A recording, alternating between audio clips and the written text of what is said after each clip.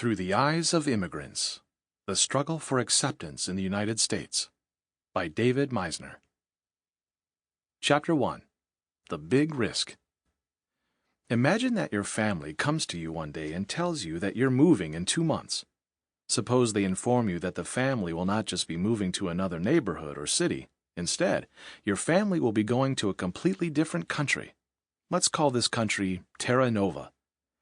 You will need to leave behind many of your favorite things because you'll only be allowed to bring one suitcase to Terra Nova. You will have to say goodbye to your friends, your school, your neighborhood, your house, and your bedroom. You're probably also going to say goodbye to family members such as cousins, aunts, uncles, and grandparents. You may never see them again. It is possible that you will never return to the place that you have always called home. Your parents explain the reason why you have to move. They are very serious about this reason. It might be because there's a war nearby and they don't feel safe.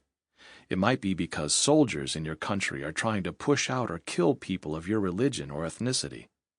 Whatever the reason, they strongly believe that life will be better for them, for you, and one day even for your own kids in Terra Nova. You might soon find yourself on a boat traveling for weeks in a dark, crowded room. Your parents paid for your trip, but they could not afford a comfortable cabin. Where you are, below the main deck, there are no windows. You are crammed into an uncomfortable bunk without room enough to sit up. There is nowhere to take a shower, and the room has a horrible smell. When the weather is bad and the ocean gets choppy, many people on the boat become ill. The food you're given is stale, and there is barely enough water to drink. It seems like this boat ride will never end. Or, instead of coming by boat, you might find yourself traveling across land. You and your family might travel for hours by bus before arriving at the border of Terra Nova. Then your parents pay a man to sneak you all across the border. In the middle of the night, you crawl under a fence and start to walk through a desert. There are trucks with blinding lights scanning the ground, trying to catch people like you as you cross the border illegally. You walk all night and into the next day. Your feet hurt, you are thirsty, and you want to rest, but your parents won't let you stop because you might get caught. Or maybe you and your family end up traveling by plane. Perhaps Terra Nova has decided to let you in because a company there wants your mom or dad to develop software for its computers.